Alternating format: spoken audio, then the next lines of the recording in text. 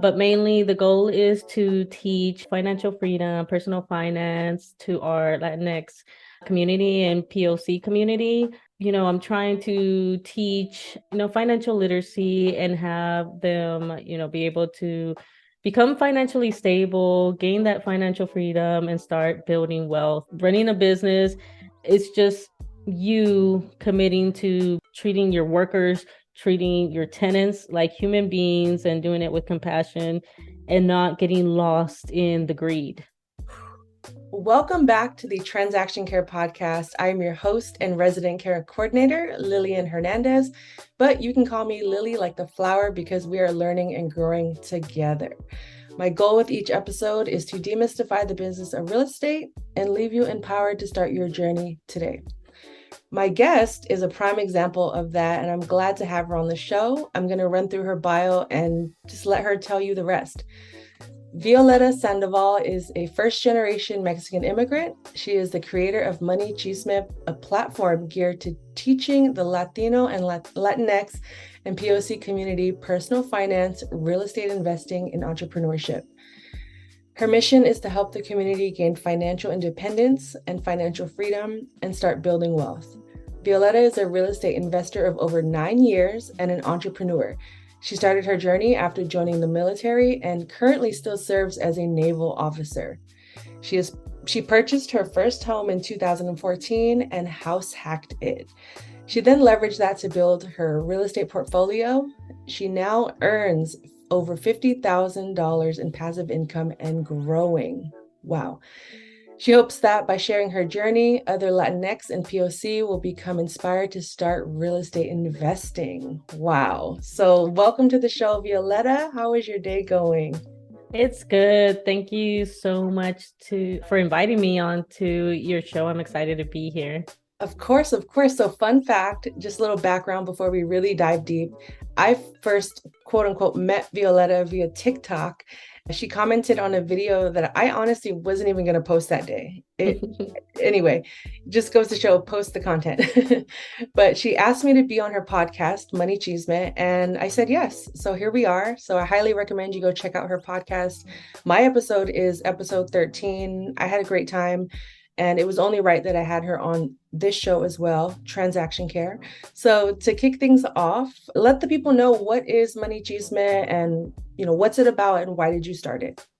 Oh, yeah. So MoneyChisme, I created it just to be a platform. It started off like as a blog idea, but then I just created like the website and created a platform. So it's a blog, it's a YouTube channel, it's social media, and it's going to continue evolving from there. But right now it's mostly a blog and YouTube and social media and TikTok.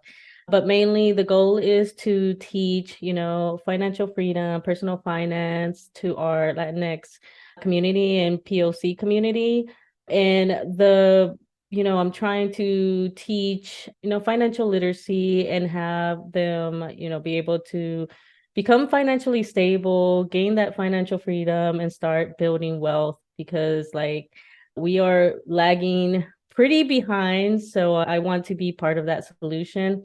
And one of the ways I am trying to, inspire our community is through real estate investing. It's one of my passions and we're lagging in that as well. And I want to start inspiring our community to start investing in real estate and get involved and get over those obstacles of maybe, there's a stigma of real estate, especially over the recent years with all the housing prices skyrocketing and the housing shortages. So it has a bad stigma, but we can do it, in the right way and build wealth and start, especially generational wealth. We are way behind in generational wealth.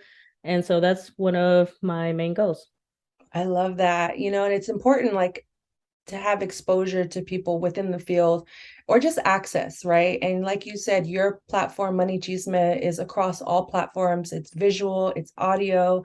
You can read about it. And is there a website that people can just reach you in general to access Yes. information? Yes. So the website's MoneyChisme and Money, MONEY, and Chisme, CHISME.com.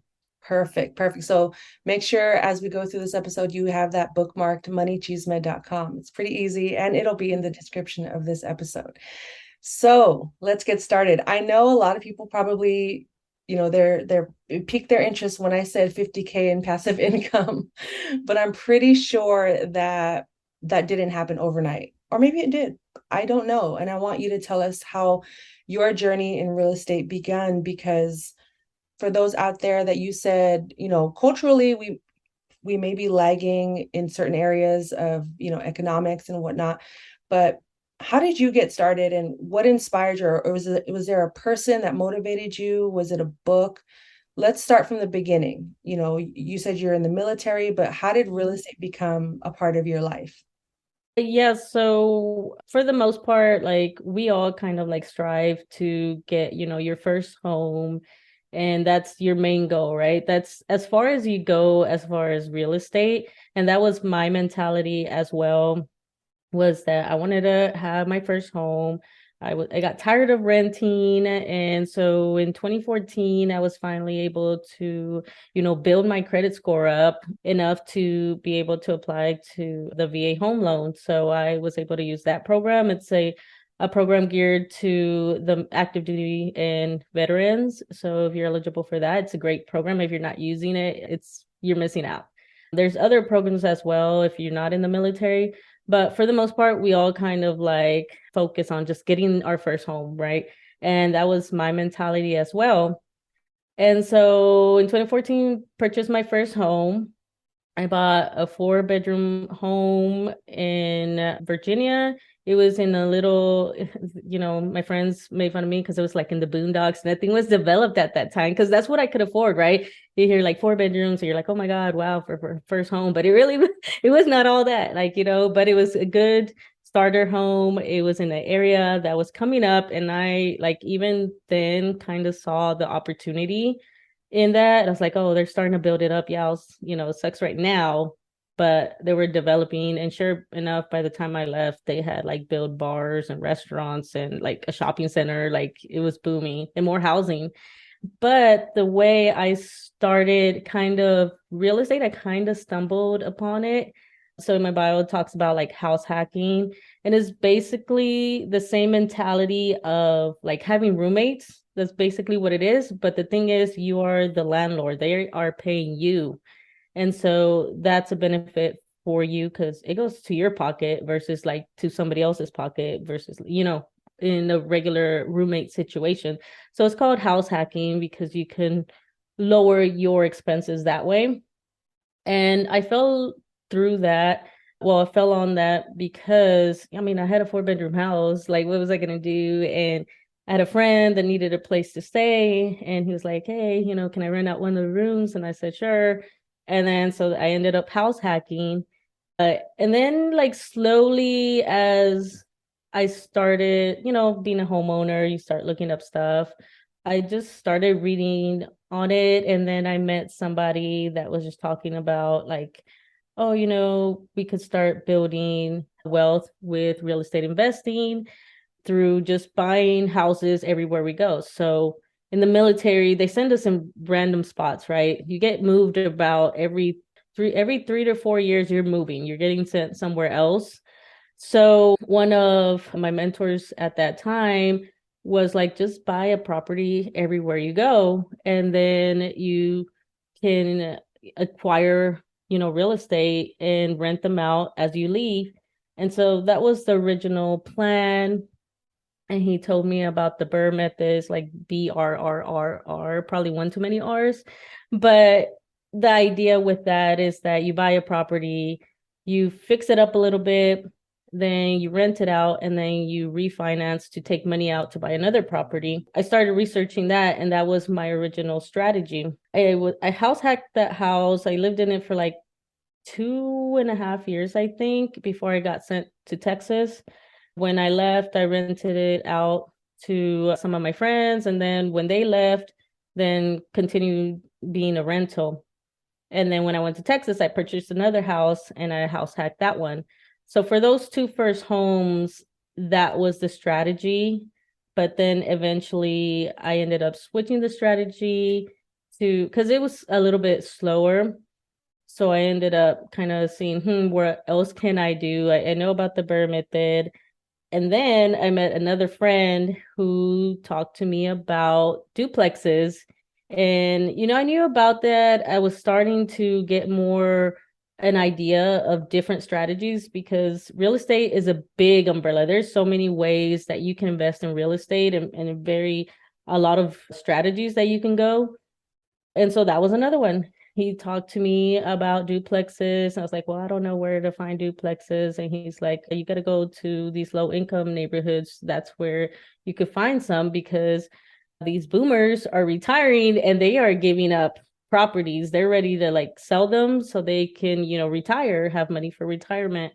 And so my strategy kind of switched now to which is where I'm at now. And, when you see my social media, my YouTube and all that, I talk about a lot of investing in low income markets and neighborhoods. And so that's how it eventually evolved to switch my strategy. And then in 2020, well, I stayed in my second home for about another 2.5 years, house hacked that one. And then I also rented that one out while renting the first one out. And then I moved to California where I rented the first year because I couldn't find something that I liked.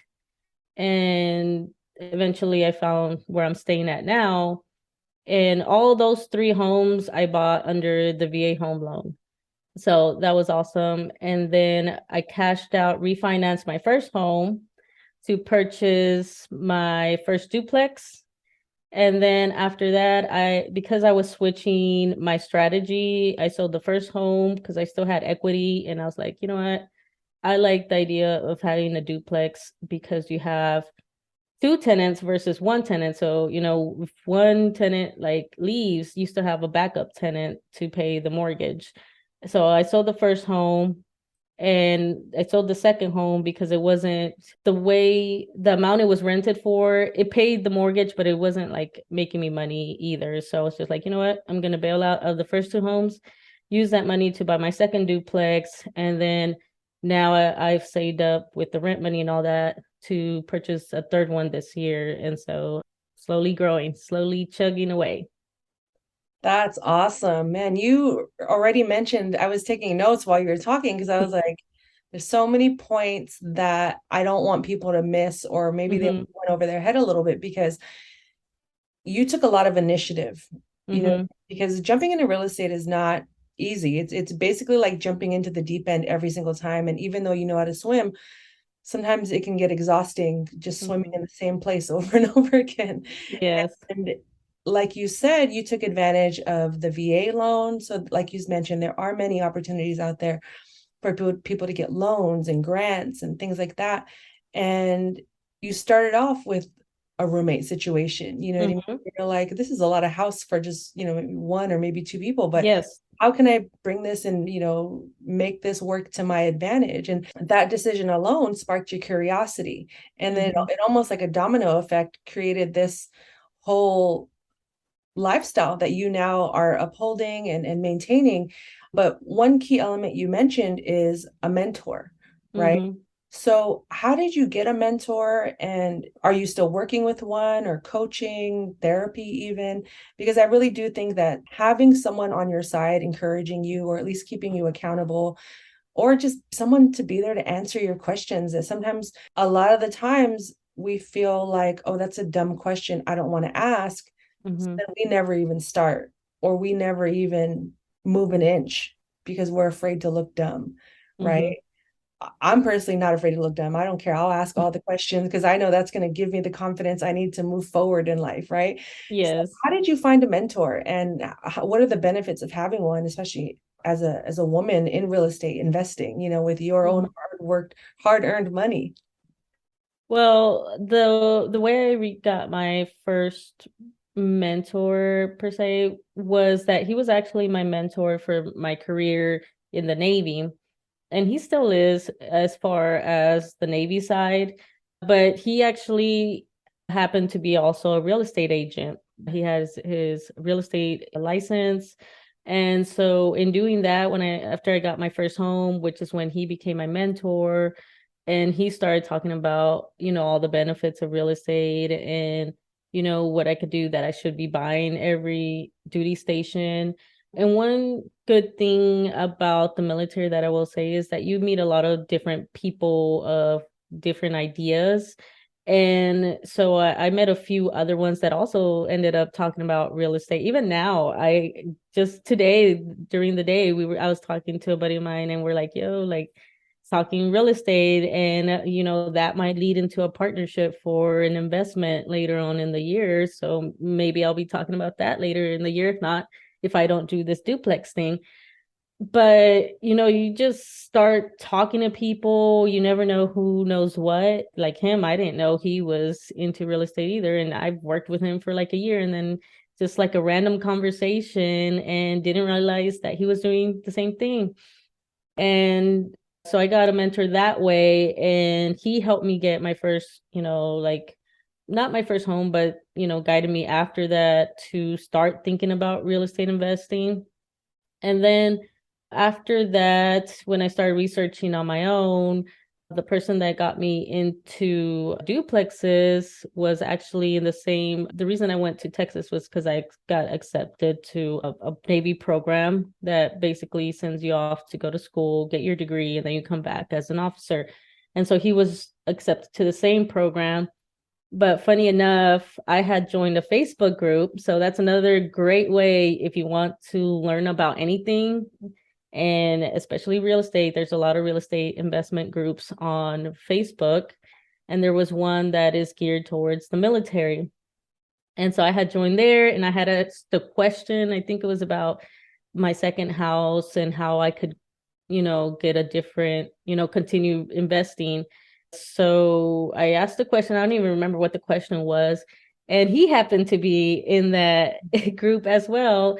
And so then he messaged me on Facebook, because by then we were Facebook friends. And he's like, hey, yeah, I'm investing in duplexes over here. If you're interested in that, we could chit chat or whatever. And so I said, sure, tell me more about it. And then he actually mentored me through my first two purchases. So especially the first one, I was calling him, I was sending him pictures of everything and texting him like, hey, what do you think? What about this one and that one? He was like, nope, not that one because of this and this and that.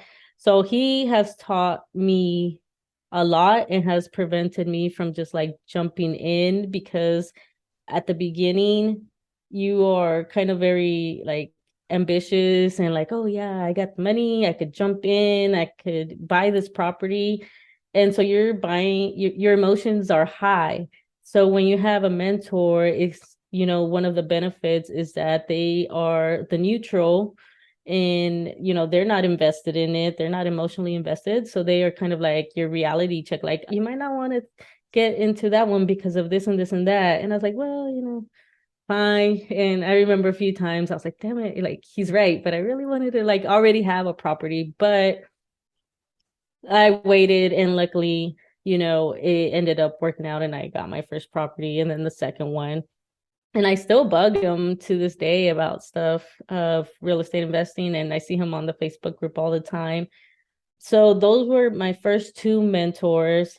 And then now, because I'm trying to like evolve into, when you first get into real estate, you start small and you slowly start building up. So it becomes like a snowball effect, I would say. Start whatever, your first property, and then it starts building and building and building.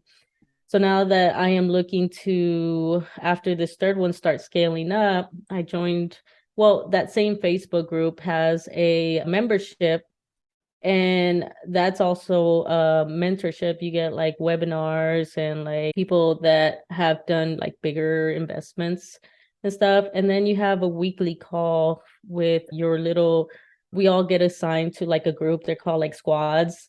And so weekly, I have a group of peers that are all investing in different types of ways. Like I have one that's investing in mobile homes, another one's just investing in REITs, which is just kind of like stocks of real estate properties. So that's one way. And then the other one is like barely trying to get his first home, which I think he just got recently. So it's in different stages.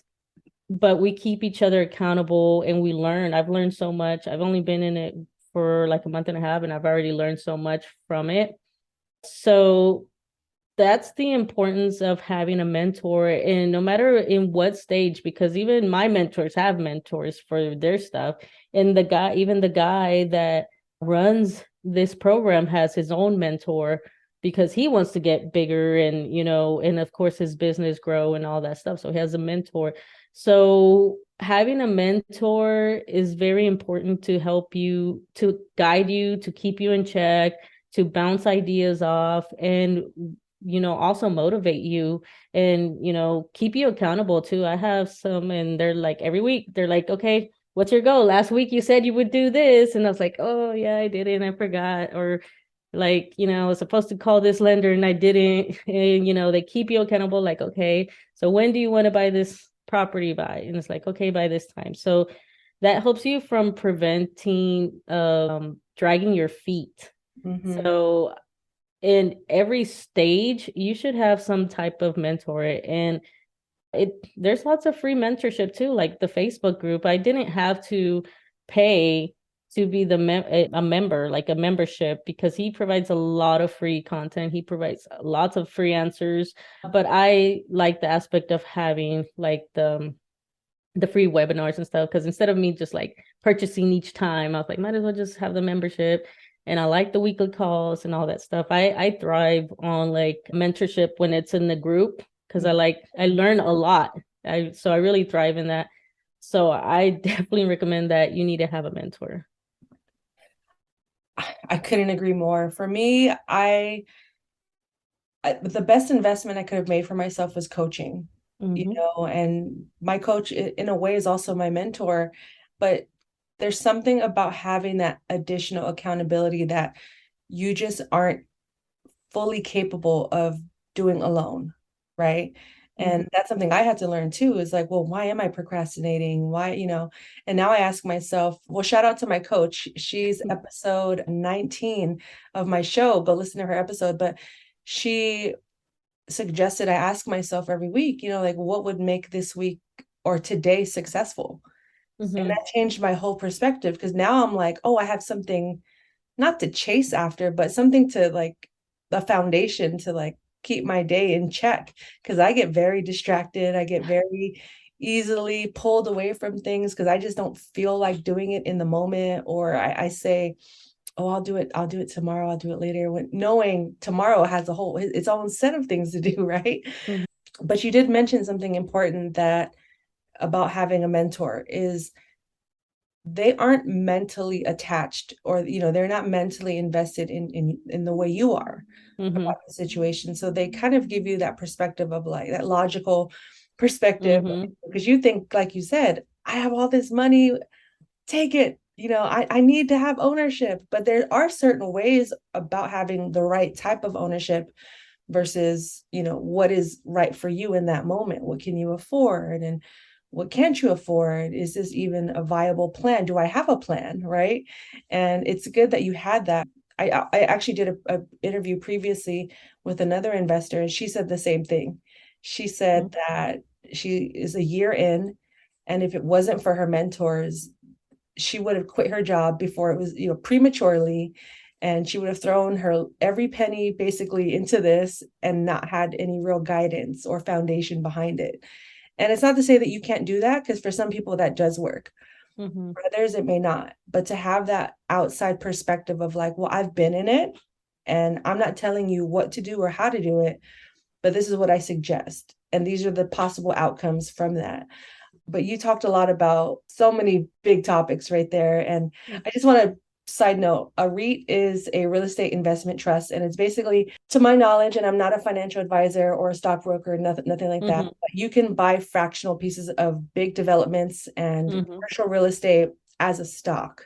So if you don't feel like actually owning property and getting the keys, you can invest in the stock market and through buying REITs. But like I said, always do your research, always do your due diligence. But there are many ways that you can own real estate without having to physically even leave your home. Exactly. And the realm you're in, what was your money mindset? you have a podcast called MoneyChisme, so let's talk about it. Let's get into it. Who taught you how to save? Who taught you how to, all right, well, the next step, this is what I want to do with my money. Did you have to heal certain parts of you to get to that point? Or was this something ingrained in you from a young age? Did you see people buying homes, or was this just like, I'm an adult now, I got to figure this out? No, yeah. Well, I will say one thing for sure, and I'm sure like a lot of first gen like Latinx community and I mean people of color too, like the one thing like money advice that we do get our parents is to save. So like saving was no problem. I mean it's a problem now because I still like spend, but but it's I spend more responsibly, but like with saving, yeah, my dad and my mom was like, "Oh, save everything. You got to pay everything in cash and all that stuff."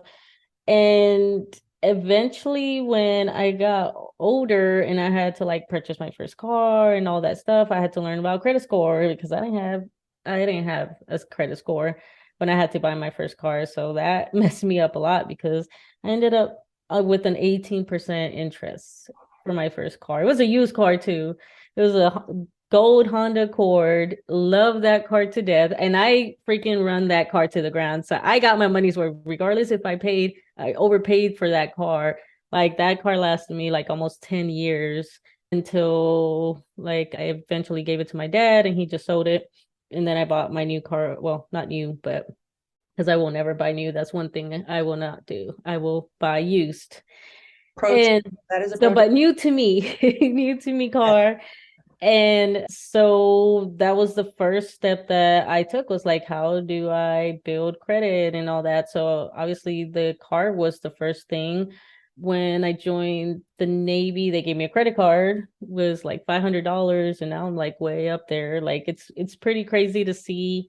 Like, oh man, I remember like I started with no credit score, like they barely let me borrow $500, and I was like, here's money, you take it, It was like I went from barely being able to borrow 500, and like with this house, they were like, oh, here, you could go up to 1.2 million. I was like, yeah, I'm telling you, like when he told me, now mind you, it was with my husband, right? But regardless, like I had together never imagined that they would allow us to borrow that much money. Right. And so I was like, what?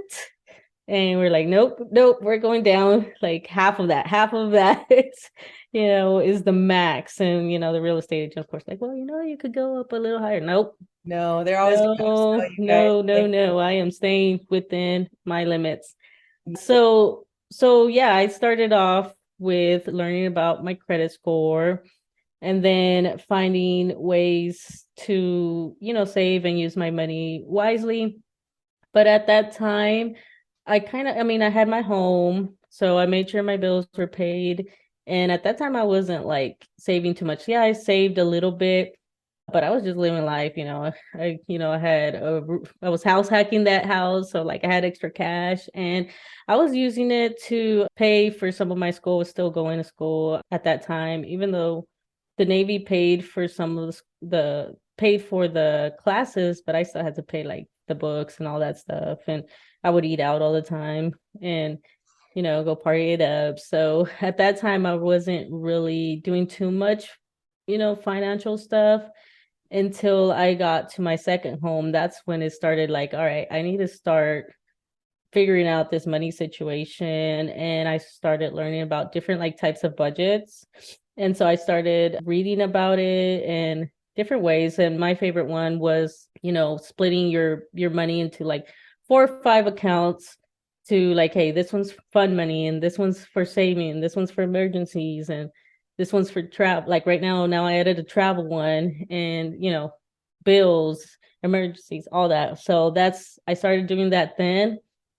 But when I got to Texas, when I was going to school, I had a lot of time. I was living the life because I was getting paid to go to school and my school was paid. So I started learning a lot about money at that time because I had extra money. Like not only I had my salary, but then I could get internships and that was money. So that was extra money. So I originally started doing kind of a little bit of entrepreneurship. So I started doing kind of like reselling, started off thrifting, and then I was like, oh, I could sell some of this stuff. Okay, cool. So then that became a hobby for a little bit. I still was looking into real estate investing because, I was interested in the Burr method. And I saw, I think on Facebook, I don't even know where I saw it. It had to have been on Facebook, but I saw like an ad of like a seminar, a workshop in Houston, and I went to it and I learned so much of real estate investing and different ways that it could save you on your taxes, all a whole bunch of stuff. And so that just started kind of like, turning the wheels, like it kickstarted it to start real estate investing. And so over time that just evolved. Then I met that friend and then he introduced me to duplexes. And so that kind of led it that way. And each year I still learn something about personal finance. So it's a constant thing. It's a big umbrella. So like don't feel like bad about that you don't know everything, because there's so much. There's about like investing. Oh, at that time I was also learning about investing, except we in the military have TSP. It's kind of like a 401k or whatever, but for the military. And so then I had to learn about that and come to realize, or come to find out, that I had all my money in the government fund, which is the worst freaking fund that you can have, because it's just like barely making any money. And I had that like for 6 years. So eventually I finally, yeah. So I missed out on a lot of money and I ended up switching it finally. But you learn. So you got to give yourself grace. If you don't know, you don't know. But now you know, and now you fix it. And so, even then, so I started learning about, the stock market at that time, and real estate investing, entrepreneurship through reselling. So I was starting to try to build a business through that. So I was doing a lot of that because I had a lot of time in my hand. But and then even now, I'm still growing. I'm still learning. I think maybe like a year or two ago, I started learning about credit cards and how you could start using points and all that stuff and for travel. And so now I'm reaping the benefits of that. Like I've gone a few times, just, free hotels or a free flight, because of the points or whatever it may be. So it's a constantly learning process. It truly is. It truly is. And you do, don't be afraid to fail. It's a part of the game, and it's a lifelong game. I've had my ups and downs. I've had probably more downs than ups, but when we do get those ups, they feel so good. Mm-hmm. And one of the messages that I constantly, relay through my platform, through my podcast, through my YouTube, all of it is simply just to know your numbers, right? And that may look different for everyone. Even in the midst of having debt, I think it's important to still know your numbers, and each day just kind of dismantle that wall of fear, of overwhelm.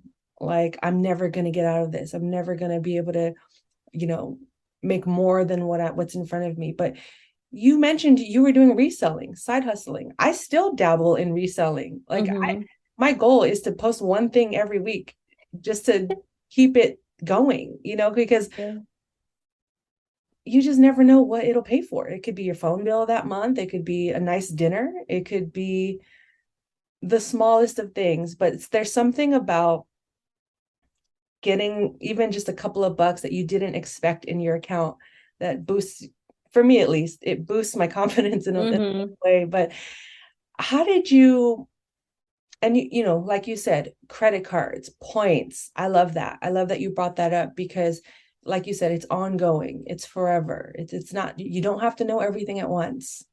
Give yourself grace.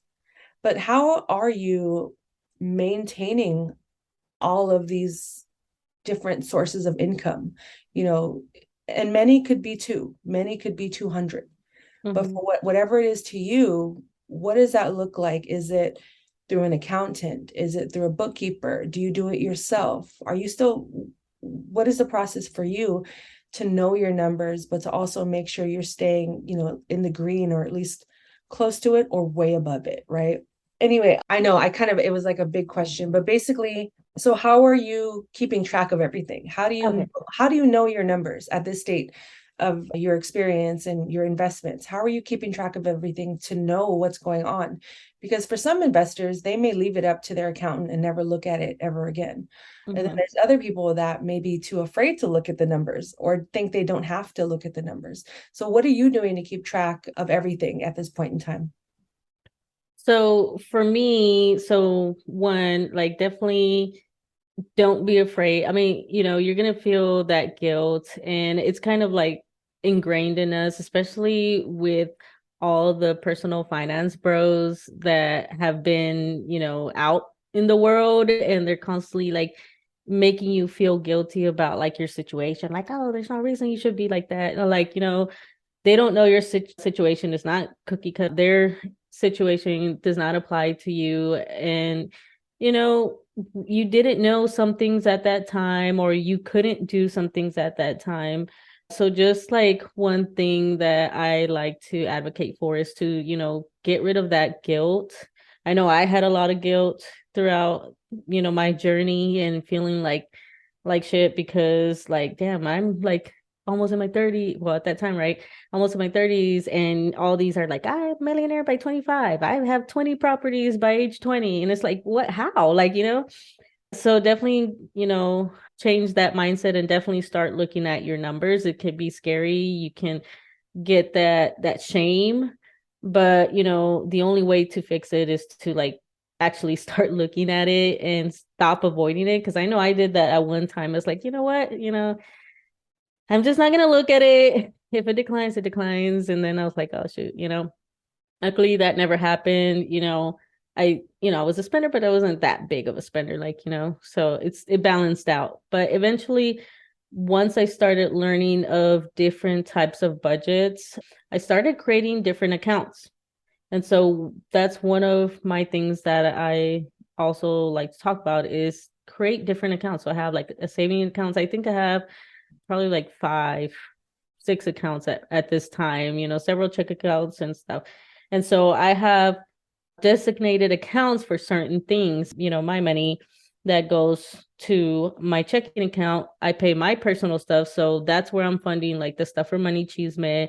I pay my own bills, like my phone and stuff like that. And that is where, the properties come out from. But I have a different savings account for that. So I'm still in the process of creating a new account for that. I didn't need to at that time because I only had one property at that time. Now I was growing. So I'm like, okay, now it's time to Mhm. create a new account specifically for just rental properties. So that's the idea of just having separate accounts for everything, and it helps me track. So my checking account, all my bills, all that. So I'm counting that money for that. Then I have the one for the rental property. When it comes in, I know exactly the mortgages, and everything extra, I move it to the savings account. And that's for emergencies for those properties, for if I need to fix something or whatever, or just, savings in general so I could buy another one later on. And then the other bank account, that was for my reselling stuff. So that's all my stuff. I still do it. I'm still trying to get that going. I have given it to another year because of COVID. I was like, all right, COVID was hard. And then now we might be going to a recession. So like, okay, I was like, I can't get this one to get up because it's always something. So but I have that money and those funds separate as well. So when it comes to keeping track of everything, one, my properties, I have a great property manager, and it includes the bookkeeping. So at the end of each month, he gives me the sheet of what they did, the rents, what they charge, and everything. And at the end of the year, I have something to give my tax person. So she just did my taxes. I give her all of the like, here's this crap and you figure it out, and then she gets it done. And so I just make sure that throughout the year I'm kind of tracking. For MoneyChisme, it's just a basic spreadsheet right now because it's not like it's still fairly new. And then once I start like actually generating like income and all that stuff, then it's going to have to like I might have to get like a bookkeeper or something. once it gets like crazy. But right now I can still do it in a simple spreadsheet. Same thing with the reselling one. And then for my properties, I don't have to do it because the property manager does it. So, and then as far as my personal finances, it's just a simple budget as well, which at this point I've kind of have it. It's become a routine. So once you have like a budget, and then the first few months you're tracking it, but it becomes a routine. Like, okay, I need to have this much to pay this. Everything else gets sent somewhere else. So that's how I've been keeping everything. No, that's great. I appreciate that. And that's key, is separating your funds. Because I think the standard growing up was like checking and savings or just cash, right? But if you want to have a stronger money mindset and actually knowing where each dollar is going, or even just getting in the habit of paying things, even if it's just yourself, I do the same thing. I have separate accounts for business savings, taxes, and it's just a regular checking account that I relabeled taxes. Yeah. You don't have to go to the bank and say, I want to open a tax account. Like that doesn't exist, at least to my knowledge. Yeah. You could just open a regular checking account. Now you could do it all online. You don't even have to go to the bank or call someone that works there. You can easily open an additional checking account within the platform. And what helps me on which I would like to add on to what you said, is automating things, direct deposit. It could be as low as $5, but I'm getting in the habit, especially if my spending habits were bad in the past, which they were. I had to get used to not hoarding the money, but now giving basically each dollar its own home, and saying, nope, every time I get $20, $5 goes here, $5 goes here, $5 goes here, and I keep the last five. And you start to, as it grows over time, like some people may say $5 is nothing. But if you times that by 7 days a week, or the 4 weeks times 12 months, it compounds and it grows. And, same with the stock market or real estate investing. You start with a little and you grow. You said yourself, you were barely able to be approved for $500 of a line of credit. Now they're throwing millions at you. Yeah. That is a blessing. That's like, because you put in the work, you put in the time, energy, and you said, you know what? I'm capable of doing this, but I don't have to know it all right now. I'm still learning and growing. But I'm in it. I'm in it for the long haul. And to your surprise, you look up one day and now you qualify for $1 million. Yeah. But it's important to point out and bring back to light that you said no.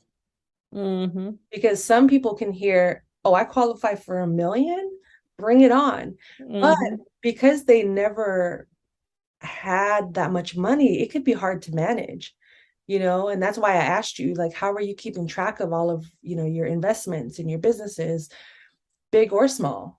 Because it's the small habits that affect the big ones, right? And I've made my mistakes. You've made your mistakes. We've both admitted that, but we got out of it, and we're learning. And we're continuing to understand how finances and money works. And it's important to have these conversations. And you actually brought up the perfect segue, is you mentioned a property manager. So as a real estate investor, running your own business, being an entrepreneur, how did you know what types of people you needed on your team, or to at least have as a phone call away? Because unless you're the one doing the renovations and the cleaning and the, the plumbing, maybe you are, but how did you gain trust of those people? Or what is it, trial and error, referrals? How do you go about doing that as an investor? Like, oh, wow, I actually need these types of people. What was your process behind that? So for both the real estate agent and the property manager, I learned the hard way, like, and that's, some things that, are kind of like, well, sometimes you learn the hard way, but if you have a mentor, once again, putting it back to the mentor, like that could save you sometimes some headaches, some money, because I definitely lost money with some of those mistakes and just learned a lot of lessons. So for my first home, it worked out, but there's lots of things that I could have actually for my first two homes. Had I had a better real estate agent, there's lots of things that I know now that I could have knocked some money off that price. So I should not have paid, that amount on those properties because I could have nickeled and dimed them down, Yeah. But because I didn't have a good real estate agent that was, Negotiating and yeah, negotiating, they were just trying to get the deal done, right? Mm. Especially the second one was just trying to get the deal done. And I didn't know better. So I'm like, okay, cool. And at that time too, I was stressing out because I was out at sea trying to buy a house because I was going to move in the next 2 months. So I'm like stressing out, right? So like also that just kind of like those two things just, ended up buying that house. I loved that house, nothing too major. I did have to replace like the pipes. So that was like 6 grand, and then the had to fix the fence, but that was kind of like my dog's doing. She broke the fence, but that's just money. But because I house hacked it, that helps so much, right? That pretty much helped with all that cost. But had I had a good real estate agent, like now, they would have been like, no, you should probably like ask for this much off or whatever, or for repairs or cash back or something, right? So now I've gotten a little bit better at, vetting my real estate agents. So the one I have for where I'm investing right now, she's freaking awesome. Same thing with the loan officer. So obviously when you're buying a property, you need to get a loan. So you got to find a loan officer. And so I got lucky with this one, with two of them, the one for Virginia and the one over here. They taught me a lot. As a matter of fact, one of them is the one that told me like, you're not depreciating your house. You need to go do that, right? And I was like, what? He's like, yeah, you should be doing this. Like he actually looked at my taxes and taught me quite a few things and talked to me about loans and stuff. And then this one that I have now, he's freaking awesome, right? We've gone to the point where it's in a relationship. Like, hey, might be looking in this next month or so. What's the market? What are you looking at? What's the interest rate? Blah blah blah. Right. So he sends me all this stuff. He's like, all right, let me know when you're ready. I will give you quotes and everything. Like, so it's pretty easy now because we built that relationship. And same thing with my real estate agent. But as far as the property manager, lesson learned as well, because he was actually my old boss when I was on one ship. So trusted him, and he was good at first, but very, very laid back, very minimal things. And then eventually like the tenant stopped paying and there was like problems, and he left it a mess or whatever. So that was another kind of thing that led me to selling that property, because I was like, I don't want to deal with this. And then the house sat vacant for like 4 months. Yeah. And then I tried to get another property manager. She sucked too. And then I was like, you know what? I just want to sell it. And didn't realize that when I signed it, like she gets the chance to sell it first. So that's one of the lessons learned. Sometimes when you sign these contracts especially with property managers, like they will have like a clause in there that like if you terminate with and try to sell within that year from termination, they get like first dibs to sell the house or something like that, right? So then I couldn't even freaking fire her, right? Oh my Which, God. yeah, so because of that, that led me to realize that I need a real estate attorney, a lawyer, whatever. So you need one of those too. And I haven't found one yet, just because I need to find one. I can't decide yet, but you need one of those as well, just in case, because Yeah. in case you needed like evict tenant or whatever. But eventually I kind of figured out, I started knowing what to ask, like because I learned from these past two property managers. When I found this one was a company, and I asked them like, okay, what's your process? How often are you going to these properties? How are you vetting tenants? Like what happens if this or that, whatever. And so So far, so good. Like I'll see and they'll email me. Like it's gone so laid back. I barely do anything. Like I got, matter of fact, last week or so, I got a city violation. I got it in the mail, like, oh, you're fine because of this. And I was like, I call and they had already taken care of it. And they're like, yeah, tenant's fault. We already talked to them. They're gonna split it, blah, blah, blah. We're gonna pay it this week. And you'll see it in the report as, like taken out, but when they pay in, it's coming back in, right? They know they need to pay it, blah, blah, blah, right? So it's already taken care of. I was like, oh, okay, cool. Whenever something goes, it just sends the maintenance request to me. They already sent somebody out, and it's so automatic. Like I barely do anything. I just read it to make sure it's nothing like major, like the roof fell or something. And I'm like, oh, okay, yeah. And then I just send, okay, yeah, approved or whatever for whatever the maintenance. But if it's less than like 250, I don't even have to approve it, especially if it's like this one was like the plumber came and didn't patch the hole. So that's something simple. They don't need my approval for that. Obviously, patch the damn hole, right? Yeah. So I've learned to vet the property manager with those types of questions, just by asking more questions. Because before I was like, yeah, I need a property manager. Okay, you sound good, And Really? then it's like, yeah, just basically filling gaps. And I'm still like finding, people that I need. Just like like a year ago, I found out the type of insurance I need. I was like, okay, get an umbrella insurance, right? To cover you. And then I had to find a freaking tax person.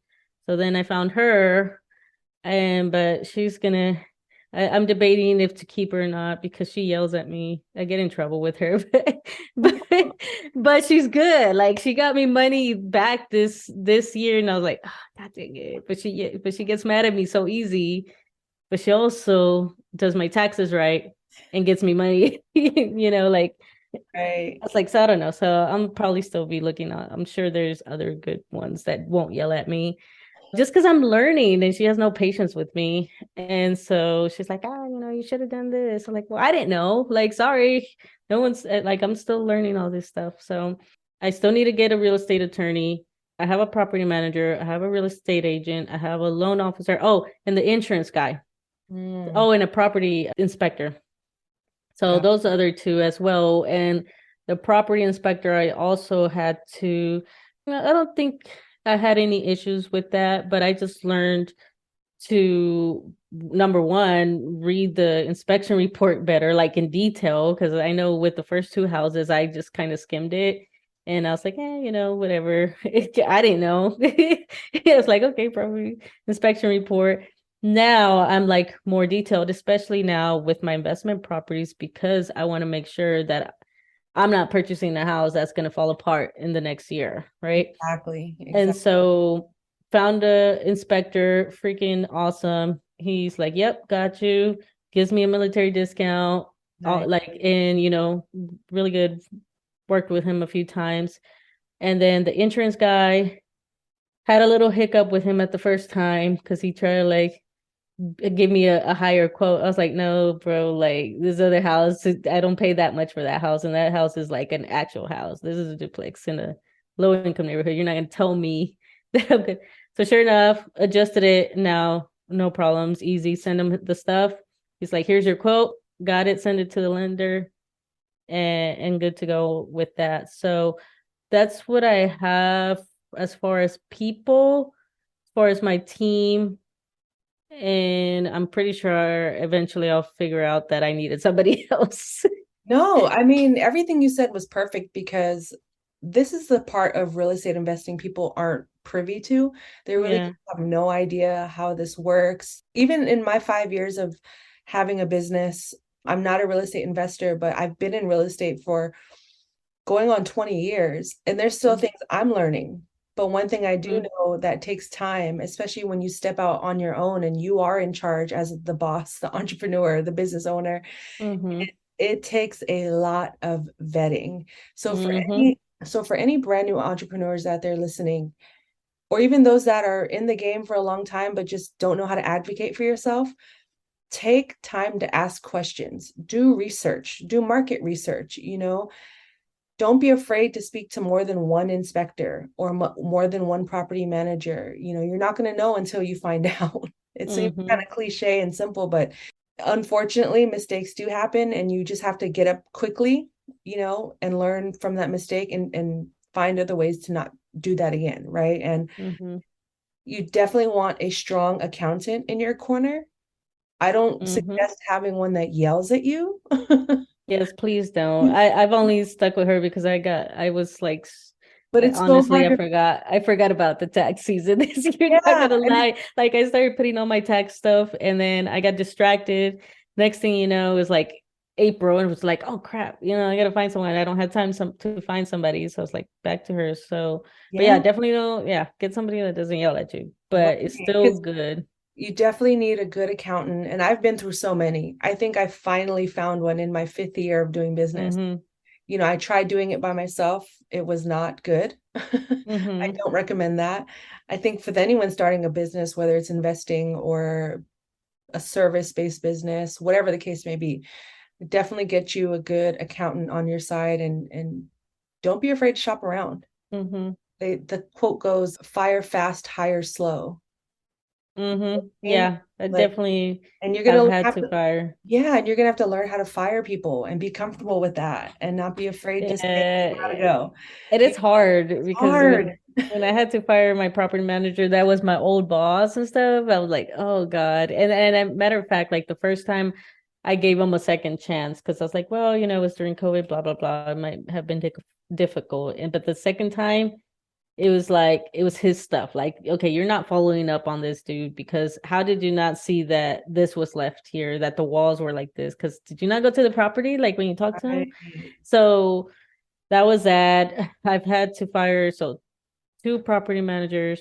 Then I fired a tax person. They ended up giving me a discount because I found out that they didn't put all my rental income, which whenever I tried to get my second property, it caused some issues. Luckily, the loan officer, already knew me and advocated for me, and we were able to work it out and still close on that property. But it definitely created a problem later on because he made a mistake. I didn't catch it either. I didn't know, that's why I pay a tax person, right? A CPA to do these things because I don't know how to do those. I will not do my taxes anymore. Taxes are way too complicated now. But it can be discouraging along the way. It's things like that where you encounter, you're at a crossroads now. Yeah. Like, oh, I'm not cut out for this. I thought the people I'm paying money to had my back, but they really don't. And it takes a lot of maintenance and checking in, and you don't have to know everything, but you do have to know a little bit of something. Yep. Definitely learn. I'm no accountant, but I know where all my money, every single penny is, where it's going to, where it should be going to. And if you could get me money back, oh, it's a bonus. But at the same time, I'm constantly like, well, what about this? What about this? Well, I got this through Venmo. Do I have to pay for this? And there's no such thing as a dumb question. That's what you pay them for. And even going back to bad realtors,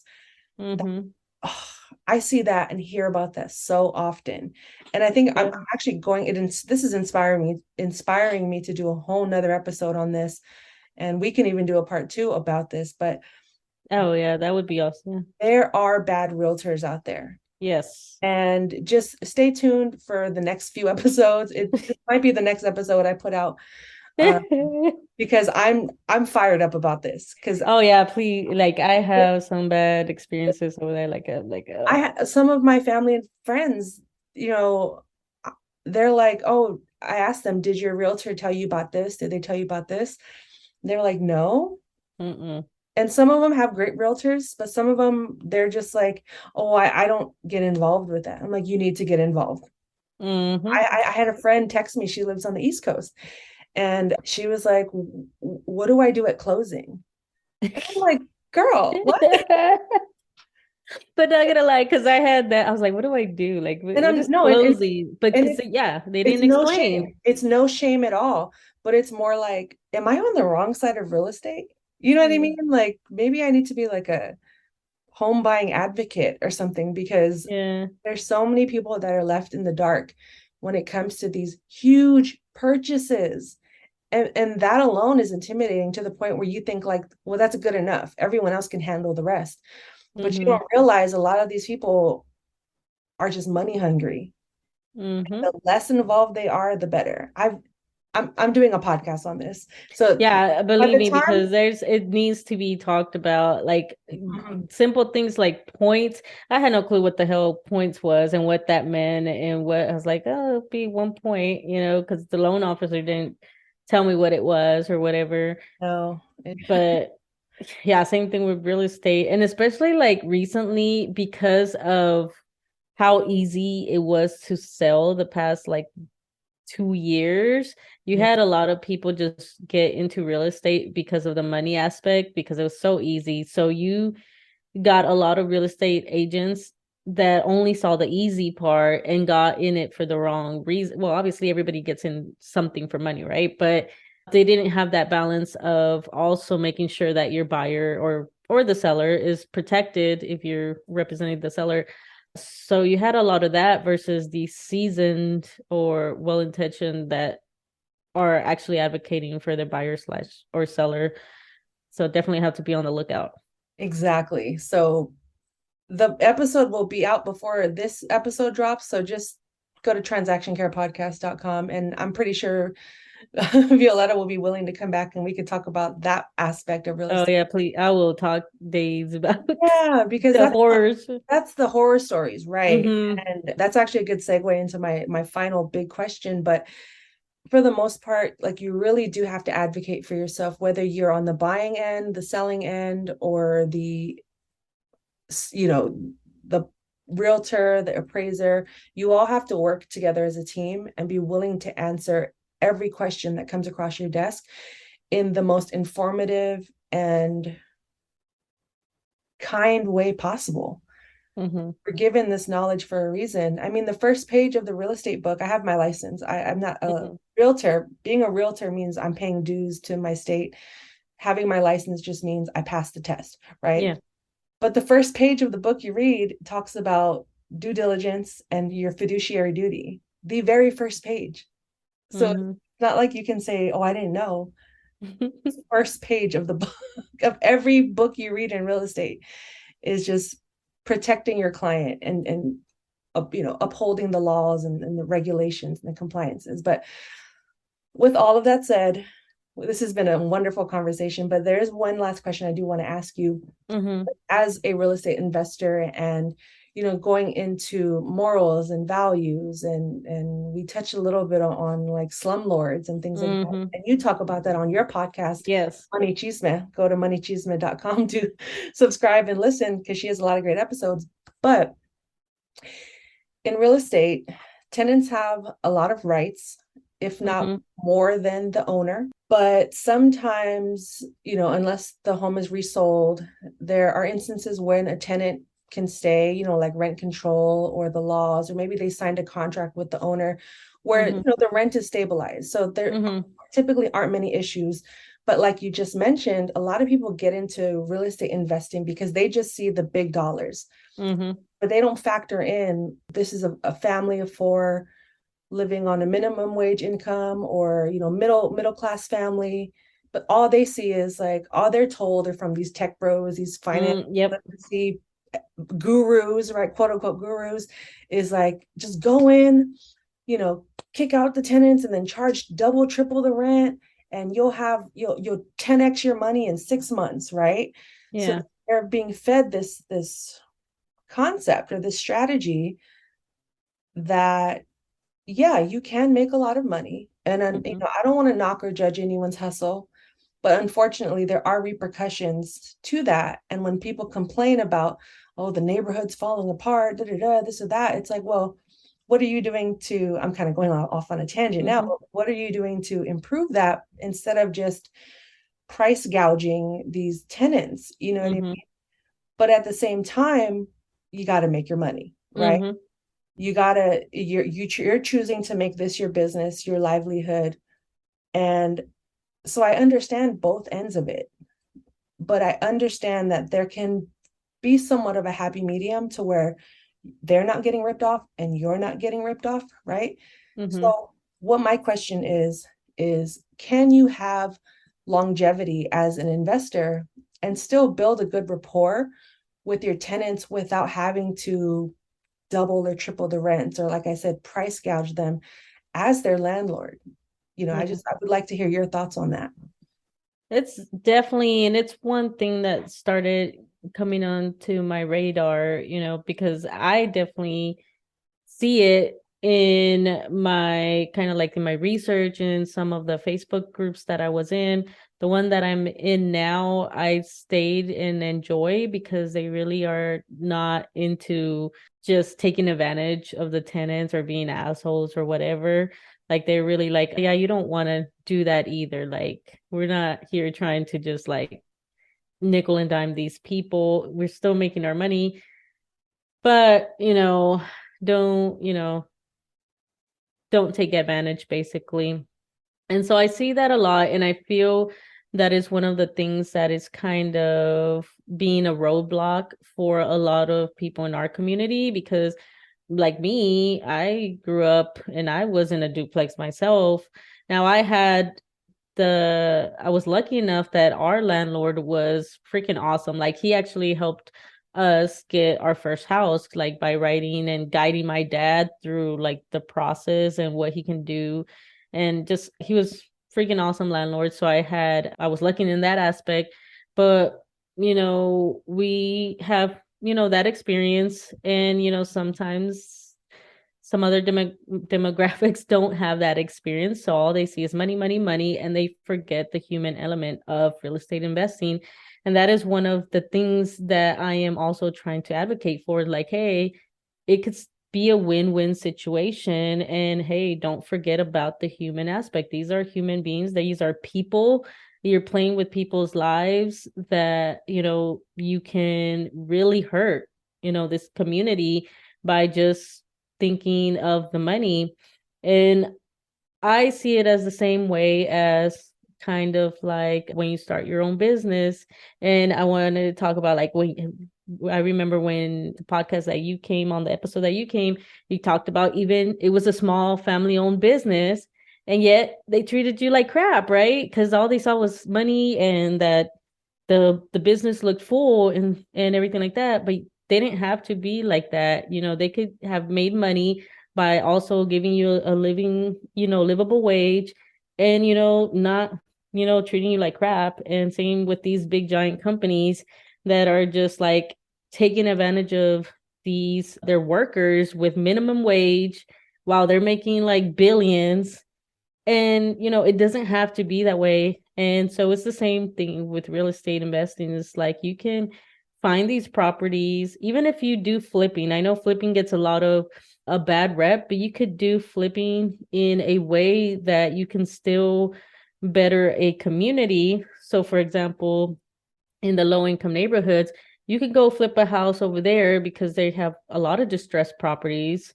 And that's where I see it a lot. And that's where it kind of started coming up because I'm taking over these properties from what I just say basically slumlords. Because when I take them over, I'm like, what is going on? Like, how did you have this people living in here like this, And so I go and fix them and make them livable, safe, make sure I take care of all the safety hazards. And I am not trying to, could I get a little bit more rent? Probably.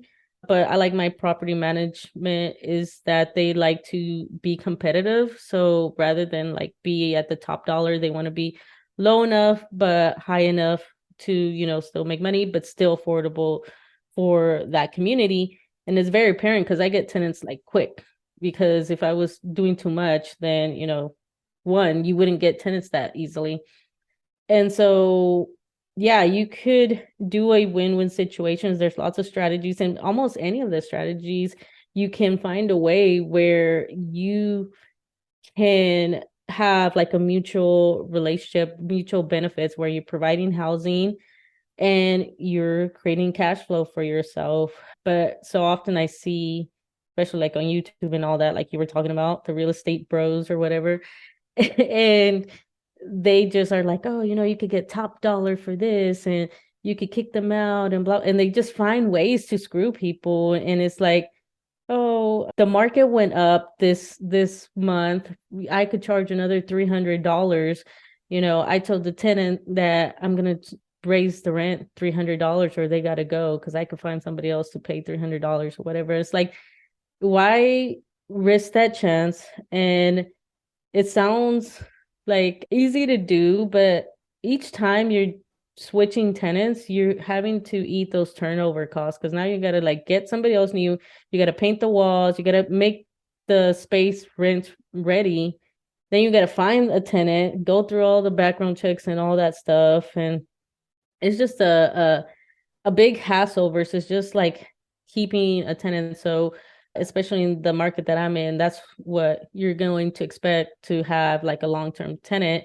And I don't expect, especially for my house, my properties. Matter of fact, what was it? Like last year, my property manager asked if I wanted to raise rents. I was like, they just moved there. Like, I'm not going to. But the reason, and it was just a generic email to all the owners that they manage because of, I guess, some new law was going into place that there was going to be like a rent cap. So they wanted to ask that question. I immediately said, no, I'm good. Leave it. Because I'm making great cash flow and I don't expect to have to raise that within the next 3 to 4 years. So I would say within the next 5 years, I should be okay because the mortgage stays the same. It's a fixed rate. And then the taxes might go up and down a little bit. So, it's going to balance out. And I don't see the need to like raise it anytime soon just because I can. Like, I'm good. I'd rather keep them. I don't want to, because I did have a turnover last year and it was costly. So I'd rather just like, nope, just keep it even. I'm fine. So there are ways that you can do real estate investing, just like with anything, like I said, running a business.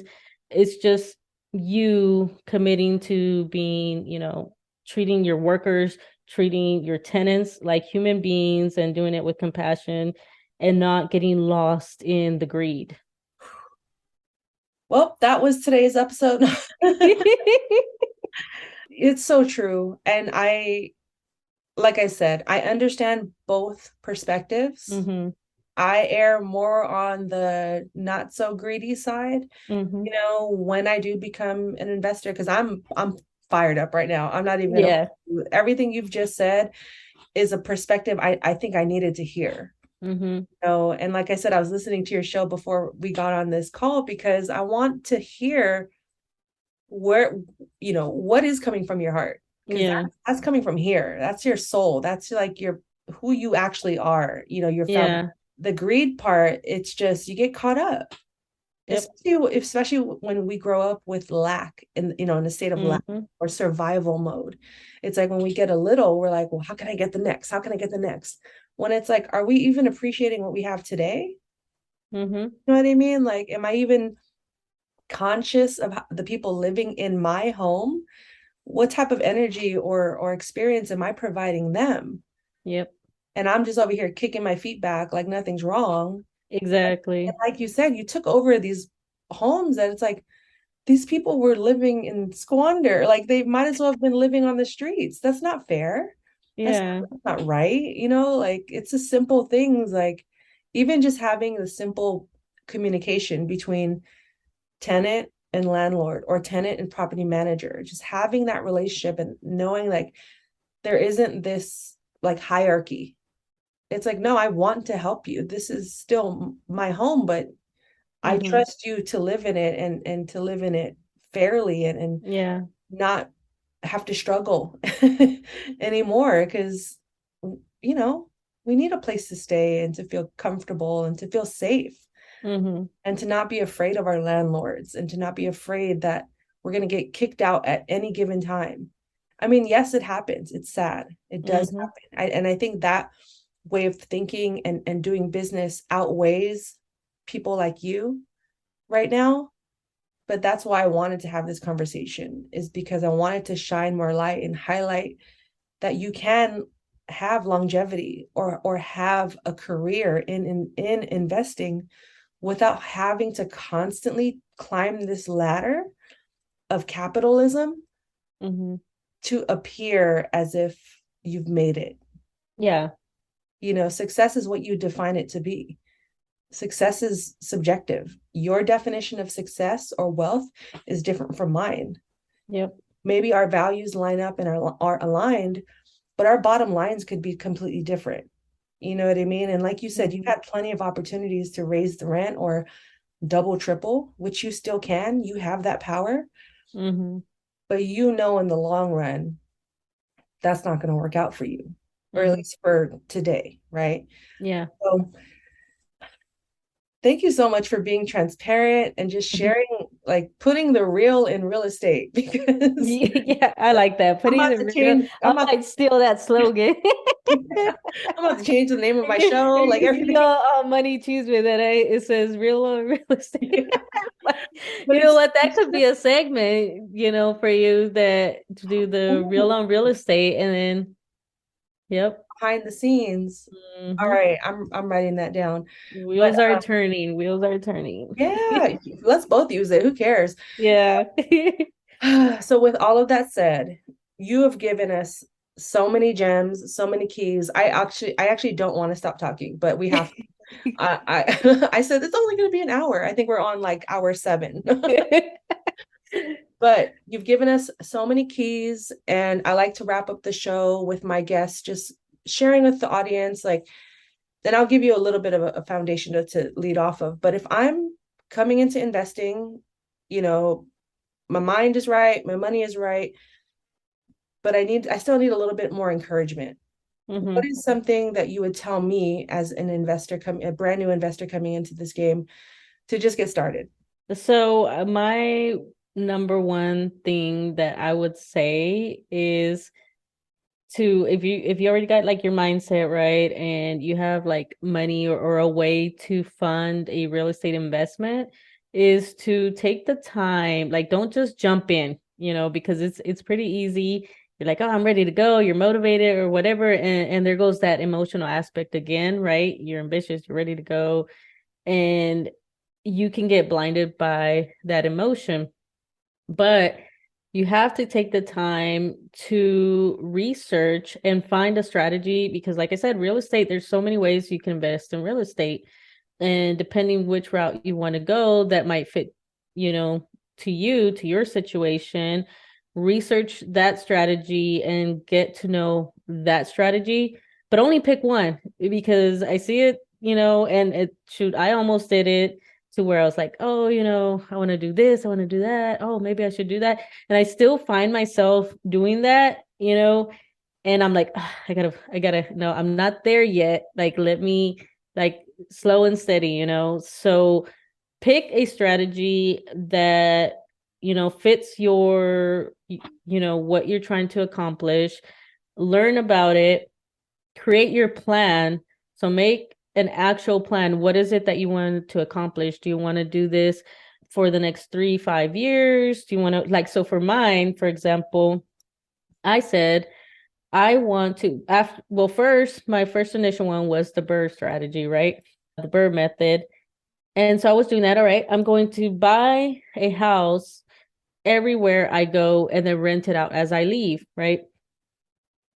But I switched that mentality, one, because I kind of felt bad, having, the whole, oh, you're taking up houses and stuff like that, right? So I'm like, I don't know if I want to do that. Plus, I learned about the duplex in the low-income neighborhoods, and I like that strategy better. I felt better about it, it's easier for me. And so that is the stage I'm in right now, where I'm focusing duplexes in low-income neighborhoods. So that's my strategy. I'm not going anywhere else. I'm not going to worry about Airbnbs.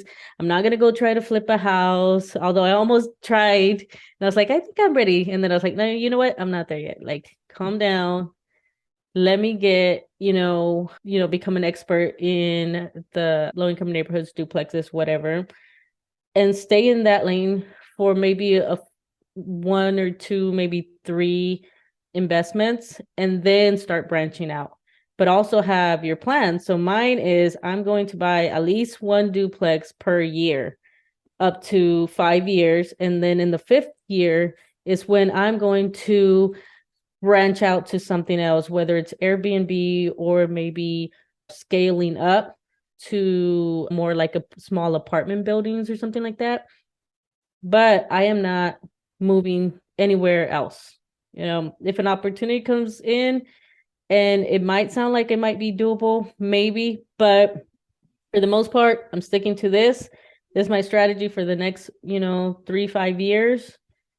And that's it, because I see people, they try to do it all, or they pick the wrong strategy. They think they want to flip homes and they've never done anything in real estate investing or whatever. And they don't realize what goes into like the contracts, the timelines, the money, the funding, the like market. If you don't get that house done, the market was hot like a little bit ago. Few months later, matter of fact, when I sold my home, the first home that I had, I sold it. When did I sell it? 2021, 2022? No, 2022. I sold it last year. I hit barely that freaking line of when you were getting top dollar for your house, because that following month or following 2 months, they started going down. So that's another thing. So with flipping is it might be hot. That market might be hot right now, and you think you're going to make this top dollar, and then bam, it goes down. So that's a very, I think, more intermediate to like expert level. And then you're trying to go in it as a beginner, like you could set yourself up for failure. And that's where you hear the horror stories of like, oh my God, this person, and they lost all their money. Like, I don't want to get to do it. Or they do rental properties, but they just pick anybody, right? They're like, oh, you could rent my property, go live in it. And then you hear the horror story, like, I couldn't get that tenant out, or they destroyed my whatever. And so that's scary, especially like when people hear that I rent in low income neighborhoods. They're like, oh, you're gonna get like some crazy tenants or whatever. Like, I was like, no, I've actually had really good tenants. Matter of fact, the tenant that I had that was bad wasn't the good one. Like the middle suburban as house. That's the one that got not necessarily trashed, but that's the one that stopped paying. And it was just a unique situation with that one. I don't have like any hate towards that tenant, because I understand tenant went through a divorce, I think, and then the COVID stuff. And so like whatever, he got out, paid him to get out. So that's what happened with that property. So basically picking the strategy, making sure the strategy is to your level. So don't try to go do something crazy when you don't have any experience, And if you do, at least have like a partner or some mentor, definitely a mentor that's guiding you throughout the whole time. Don't try to go out there doing all this crazy real estate investing by yourself. Like, pick somebody that's done it. Don't pick somebody that's doing like some other form of strategy and then say, oh, I'm gonna flip this house, but you're doing low income neighborhoods rentals. Because I'm not going to be able to tell you about Airbnbs, and I'm not going to try. And you're going to have people that try it. They're like, oh yeah, I could teach you about Airbnbs. Like, I'm not going to do that, because I don't know. I'm going to teach you about rental properties, because that's what I know. I don't know Airbnbs. I don't know flips. I'm not even going to try to guide you through that. So make sure if you do that, even if you have a little bit of experience, you always want to have a mentor guiding you. So just take your time, create your plan, and then start. Like, don't get into, we call the analysis paralysis, because you're like constantly analyzing, oh, I don't know, and trying to research, and you get stuck in the research phase and you never start. So those would be like my 3 or how many tips that was. No, that was absolutely perfect, and the best way possible to have wrapped up this great episode. You, like I said, you dropped so many gems, so many keys that if anyone out there is interested in investing, I'm sure is leaving inspired. If not anyone else, me. Selfishly, I'm like, wow, I never thought about real estate investing in this way. So I'm fired up. But tell the people how they can get in contact with you, work with you, social media, website, courses, anything coming up in the pipeline. Talk about it. Go for it. Sure. You could, like I said, it is MoneyChisme.com. I think my handle on IG is money_chisme. And then everything else, like my TikTok and YouTube, is just MoneyChisme together. So far, I am working on a course, since you mentioned it. Sign up is going to be open on March 16. So if you want to sign up, May 16. May 16, but the course is going to launch in June 19th. And it's basically going to be like real estate basics. And we're going to go and create your real estate investing strategy. So creating your plan, getting to know the basics of real estate investing, the types of strategies, and we're going to go through analyzing properties and all that. So that course is going to give you the foundation so you could be on your way and get started because you're going to have your plan, you're going to know the basics, you're going to know how to analyze and get started hunting for these properties that you can invest in. So that will be like I said, the sign up launch, the pre-launch will be May 16. The actual start of the course is June 19th. It is going to be a self-paced course for this round, but it is kind of guided through me. So I will be guiding you and have like a call or so, whatever. So, but more information on that on my Instagram. So if you're not signed up for my emails, sign up through my Instagram, and more information will be coming out. Obviously, do coaching as well, so if you're interested in that, just hit me up on Instagram or through my email or through the website, and you can find me that way. And then other than that, just find me on YouTube, TikTok, Instagram. Perfect. Twitter sometimes in a blue moon when I remember I have a Twitter. Well, thank you so much, Violeta. This has been a great episode, and I know you will be back because there are so many things to talk about, and just to even follow your progress and how things are going and transitions and pivots and whatnot. So thank you again for being on the show. I'm glad we reconnected and I was able to get you on here, and thank you for allowing me to be on your show as well. It was my very first interview on a podcast, so you helped to kind of break the ice with that one, so I appreciate you for that. But all the information to reach her will be in the description below, as well as on my website, transactioncarepodcast.com. So if you want to reach out to Violeta or get in contact with her, all of her information will be in the description of this podcast. So it will be nice and easy for you guys to get connected and take her course. By the time this episode goes live, her courses should be live, or pre-sign up should be just about closing, but either way, the information is there. I'm pumped. I'm fired up. But until the next episode, my name is Lillian Hernandez, aka Lily like the flower, and this has been another episode of Transaction Care, the podcast. I'm giving you the keys. There are no gatekeepers here. Care for yourself, care for your wealth. Your time is worth it. Let's coordinate. Talk soon.